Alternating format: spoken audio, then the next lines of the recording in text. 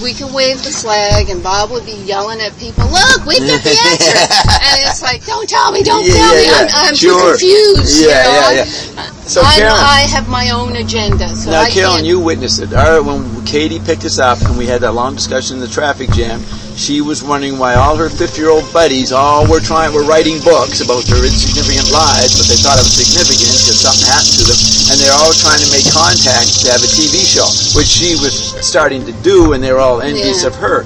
So remember that? And then we led to one thing, and about an hour or two later, we figured out what it is. The only thing left for baby boomers and the younger thing is information capitalism. That's the only thing it is. Information capitalism. They so all you want to make a buck. You have to make, you want to get a small audience, and there's a big millions of people. So you just get, 50,000 people, you got an income. So everybody's trying to be a life coach in some particular field and write a book, and then hopefully it becomes a movie. That's the dream. And that's all there's left for Americans, or the first world, capitalist world, is information capitalism. So everybody is a capitalist. Everywhere, everybody's doing it is trying to get out there, and hopefully their shtick, their point of view gets taken, and then the publisher comes in, and they don't know that books are obsolete. Publishers hardly have anything going for them, and that's a bad thing. Reality TV show. Yeah, so everybody knows. It's like Zappa said in 1980. Yeah. But I'm talking about Zappa. What Zappa said. Oh, he said the media. That's all there is. And that was true. He said the media, that's all there is. He said in the mid-'80s. Everybody has to get into the media life. The entertainment's taken over. That's the new nature. That's where you express yourself, and that's where you get a connection. So then you have a calling card, and then you get a TV show or something. So people are either freaked out by the media and don't know how to adapt, or they think a blog or a book is going to get them into it. The slack is, if you can sell something, then you have your independent job, you can write what you want, you got an audience, and people buy your books, and you don't have to deal with bosses or schedules. So that's what you guys are doing. Oh yeah, we did it without any. We're creating it like that. We're the want to be like you. People hate us for it. Saying that's capitalism. Yes, the software is the only thing for the first world. The second world is East Germany and the bureaucracy world of Brazil. They're starting to get into the first world, universal capital. The third world is Mexico and the abandoned places. And the fourth world is the Aborigines. In the fourth world is the Aborigines. There's two fourth worlds. In the eco world, it's the Aborigines who have charisma because they're the original ESP, back to nature people.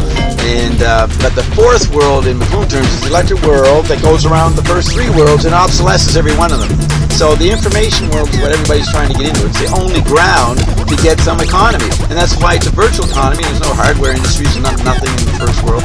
And the people, by the time they're 50, I say this in one of the Roxana, by the time you're 40, most people in the first world recognize the information side of the repeating patterns. They notice how the movies and records are recycled, the music beds, and then they try to figure out what is interesting in this boring information society that I'm so familiar with. And then Roxana says ion. So we go into ion. But aside from that... So you're saying it's the first world, electrical world? No, that's the fourth world that goes around the first three. Oh, yeah, okay. Yeah, the first world is Goldman Sachs, okay? The second world is Putin in the Russian bureaucracy world and their empire. And they're sort of semi-successful in the first capitalist world, but they're not completely. And then the third world is the undeveloped world. That's Nicaragua, East Germany, and all the Brazil. And then the fourth world is the prima mobile, he says. This is an article he wrote in 1974 for the New York Times. And the prima mobile fourth world creates inflation in all the other worlds. And it's recognized by all the first three worlds and affected by it. It's recognized? All the other worlds are affected by the fourth world. Oh, yeah, that's the point. It goes around them and wrecks all three. And that makes them all kind of android meme first, second, and third. They all end up, selling the clone society. And then they get android meme by the global thing. Yeah. Now, But then you said the fourth world. So there's two fourth worlds. When you talk to William Thompson, fourth worlds. Okay. Yeah, there's a new. You mention fourth world. The Thompson quadrant, the eco-fascists will say, "Oh, that's the Aborigines, the Eskimos, the Inuit." They think it goes deeper into. No, they mean Aboriginal peoples is their term for fourth world. But they're just thinking in terms of People, chemical People, bodies. Yeah. not. They don't know the McLuhan's fourth world is not the Aborigines, it's the electric world, which actually retrieves the charisma of the caveman world. That's why everybody wants to do ayahuasca, go to and hang out with Carlos Castaneda, or something.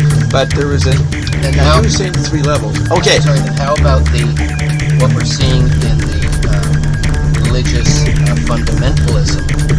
Each culture tries to preserve itself for the tourist trade. So that's what these people are. Very Christian. The Bible. We're printing press people. The only culture built on the printing press is American. So we go back to your first book. And so you have to be a fundamentalist Christian to support visual Gutenberg values. That's the media fundamentalism of America. Now we're seeing all of this religious fundamentalism in Pakistan. Those they're celebrating their manuscript culture. That's about to say that. Not They've printing gone press. back to their book. Yeah, That's all to the they manuscript, and it's more tribal and oral, and they're fanatic, and Americans would not commit suicide for the group, but the tribal peoples who are trying to retrieve manuscript and earlier stuff will commit suicide for the group, like the have. So Japanese the did. people who are living their life based on the Quran, who are illiterate. No, they're pre-literate, semi-literate. The literacy comes in the printing press. Correct. It's medieval culture is still oral and visual balance. So they're living medieval based on the Quran and the interpretation that they're being given by the rulers. They're authoritarian, like the medieval when the Catholic Church ran the show. The authorities tell the people how to be religious. Sure. You don't do that in Protestantism in the printing book world. You create your own faith. You read the Bible. But Catholicism was there 400 years ago. The Crusades. Oh, yeah, Go out and kill for Jesus, and you'll go to heaven. Sound familiar? Yeah. It's just we did it 400 years ago. Well, 800 with the Catholics. The Protestant Church altered that. You get individual light, individual faith, and then you have all the sects, and then they think the Vatican's But I the was beast. referring to the Crusades. Yeah, that's 1,000 years ago. 1,000 years ago. Yeah. They started in 1099, I think. So Bob, let me say. So what you observed in all the countries in Europe that it's all layered by tourism. Yeah. There's a top layer of tourism. Is that the fourth world? No, that's the first world. That's all okay, so what are these 3 countries being wrecked by the electric information environment? Right. The third world cannot get into old hardware industry, which is LaRouche's program, because the first world doesn't have a hardware industry. We do ship some of it out there, but it's too slow. Everybody gradually has to be in the information capitalism world. So they all have to go first world. So the third world getting to second world bureaucracy and industry is not going to happen. The second world can't get the first world because they're too bureaucratic. So go over what's first, second, and third again. First is the Goldman Sachs, the Western capitalism. Money and robber barons, industries, the banking, corporate leaders. That's the first world, which is the white Anglo-Saxon establishment. So that's where tourism is the first world, because it's all about money. No, tourism is the fourth world, where everybody's going around the world. You said it was first. I asked if it was fourth. Well, no, it keeps the first world going. The money thing, the obsolete money. Tourism is a requirement. Yeah, all cultures. So Brazil can't get any hardware industries going, so they only sell themselves to tourists. So everybody from all the world goes to Brazil to live the image that's in the ads of Brazil. Right. So everybody's marketing icons. And that's where we keep saying the cold fusion is going to change all that, because all those countries that don't have money, etc., they'll get cold fusion and bypass all the industrial age that we've had to go through and ruin that they can't get to.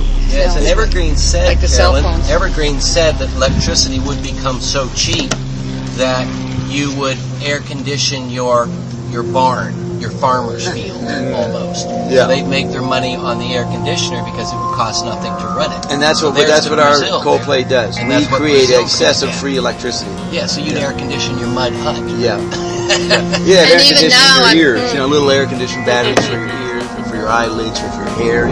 Tiny chip. the big battle with Your vagina. even.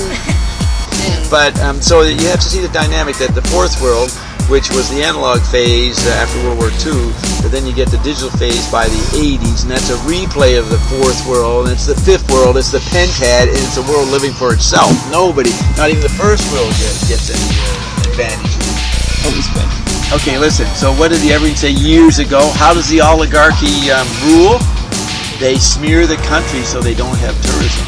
That's right. Most countries require the dollars to come from tourism, and all you have to do is put up a story. Okay, IBS for Dummies came from. But then the oligarchy in Egypt would be the terrorist groups. What? The oligarchy in Egypt 15 years ago were the terrorist groups because Egypt ruined Egypt crashed for a while. Yeah. because of one So fucking bombing tourism somewhere. As was on a McLuhan, bus, it's yeah. interesting. Way back in the 40s, he says the Western imagination regards life as a museum because visual space goes around the planet and collapses nature, makes it dead. Okay, so then everything is ruined, so the whole world becomes a museum. So first world capitalism, all it really had was the deep archetype that Western literate people, first world people regard the world as a museum, so they turn it into a tourist museum, a global museum. And that's a main metaphor in Fitting Its Weight. You're being guided through a museum, which goes through all different media. So that's the key thing. Tourism is the main industry in the world. So what was the last known oligarchy in the States based on what the Evergreen said to you? We're just presuming that's In the state, the oligarchy was Like the last- the royalties that got in trouble after World War One. the royal Families and the turning taxes people on the people I work with. So that was the last real Yeah, but now what happened from 1930 to 1980, it was the American century. So Rockefeller lent money all over the world, Sure. the Morgans, the combine of American oligarchs. But he was affecting the economy. He was affecting They the created global welfare. That's correct. Aid, AID, they would send money all over the world. And sneaking up on them was the digital speed up that went past accounting where we gave you this or yours back. And the oil crisis in the 70s effect too. So by the late 70s, the third world countries could not pay back their debts to the American combine. So they were bankrupt. You remember when the Evergreens said people would actually own a country? Remember that when the Evergreens, when we had those future sessions that George had? Yeah. They said people would actually be owning an entire country. Right, And at the time we were like, what? There's what you just said. That's right, because all the money they lent them through the World Bank. They kept money. Money was obsolete by 1929 because electric environment development, radio was the real currency, and then the Western oligarchy put an end to the obsolescence of their money, gold, cash, credit. So they had to give it away. The global welfare state, make people use it. That's what the World Bank did. Yeah. So McLuhan said in the 30s, money became public property. It was the oligarchies had money was private property. So it spread around the world, but the digital Android meme was starting to speed up in the 70s. So then things got faster than the accounting books could keep up, and then the third world got bankrupted by that stuff and the energy crisis. So they couldn't pay back the Rockefellers. And it didn't have the power of control. You got to get this. They didn't get their money back. So Rockefellers had nothing. Right. So by 1981, the only people who had money were the oligarchy because they never lent money. They only invested. And they invested for 300 or 400 or 500 years. So they had lots of solid stuff, but they couldn't keep up with the American mass market effect of movies, radio, and TV, which was the American century. So that's why Prince Charles married Lady Di, so he could go forward representing the oligarchies around the city of London. Yes. And then they started lending money all through the 80s, and they kept the revival, the junk bond and revival of the 80s. They kept the money thing going, but then the the internet, the weird Android meme, which I say was the Android meme after 1990. When everybody got involved in the Android meme, money had one supernova in the late 90s, then crashed. The .com, .bomb. And that was the end of it. And it took 8 years before it really hit home, and then not money was dead, credit was dead. That's 2008. And then the Queen came over to try to retrieve the gold. Their own gold. Like they were all ripping off gold or whatever was going on. That's documented by Beater and a bit by Chris Story, though the story was a little off. And then, so when they were forgiving the debt of an entire country through the World Bank, they had to do that because they weren't getting any money anyway. There was no money anyways. It's And just they lived shuffling on no paper. money from 2000 after Y2K. I mean, that sold a lot of computers, and that was a .com and then .bomb, and then they had 8 years of nothing, and a president who didn't read or anything that was Post Information Society, and he's just winking and saying, go shopping, which is the Buy a new fundamentalism, car. American fundamentalism. That's right. Let's say General Motors was And they had the Iraq War to cover making up money for no reasons. They had to have a war to keep money going for a patriotic reason. So they did Well, it keeps people employed through the war machine thing. So they had a stupid war that was just stopgap, nothing to do for anything. That's why they didn't pay And the that's what military Thatcher guys, did to the the Falkland private Islands. guys. No, that's 83. This is 2000. This is after 2000. And so the private mercenary guys were doing better than the official Blackwater. Marines and that. Blackwater. So that was a total disaster through the 2000. So it was like there was a desert at 2000. I say we moved into retrieved anthropomorphic physical post-information society, but it never hit reality till 2008.